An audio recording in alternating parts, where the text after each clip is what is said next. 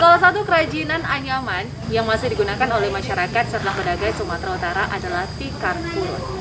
Tikar yang sudah ada pada masa kolonial ini ternyata masih dilestarikan oleh masyarakat setempat. Nah, di desa Cinta Air, banyak sekali masyarakat setempat masih menganyam tikar purun, pemirsa. Nah, ingin tahu bagaimana proses pembuatan tikar purun ini? Berikut ini liputannya. Salah satu tanaman yang tumbuh liar di dekat air atau rawa gambut adalah purun.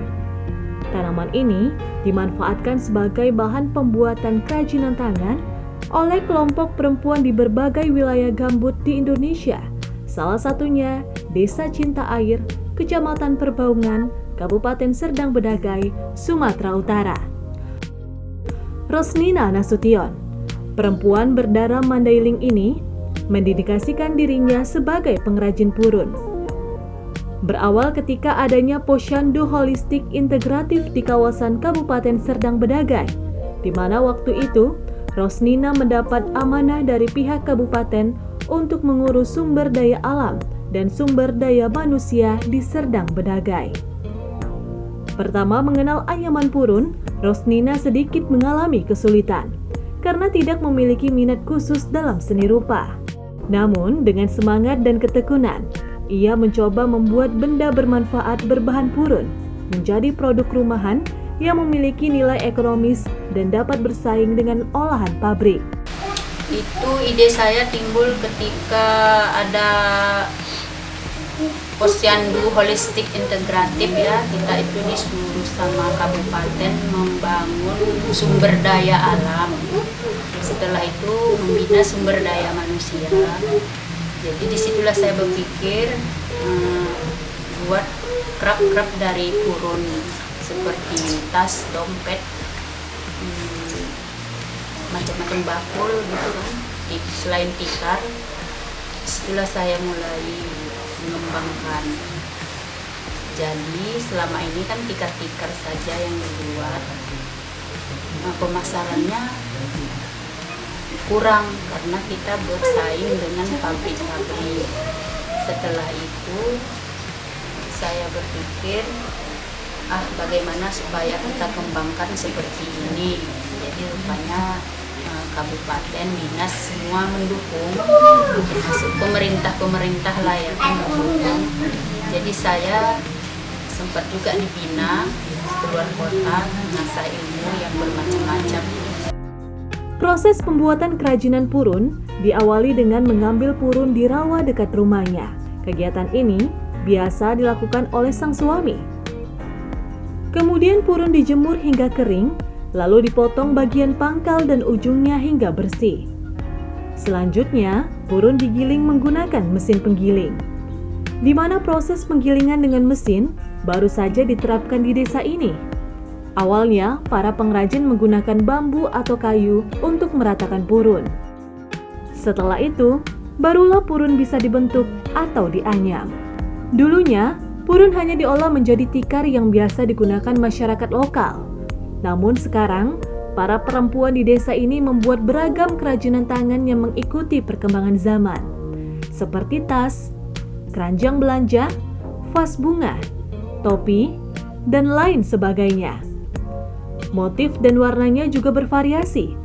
Hal ini dilakukan agar kerajinan purun tetap lestari dan diminati. Untuk menunjang ketersediaan SDM dan minat generasi muda dalam kerajinan anyaman purun, Rosnina dibantu pemerintah setempat memberi pelatihan kepada generasi muda dan kaum ibu untuk menambah penghasilan yang mayoritasnya adalah seorang pelajar dan petani. Mayoritasnya kan petani ya kan Bu, tapi musiman ketika waktu habis bersama petani itu pas sunyi nggak ada kerjaan, disitulah saya mengajak para ibu-ibu untuk belajar digabung juga sama kepala desa.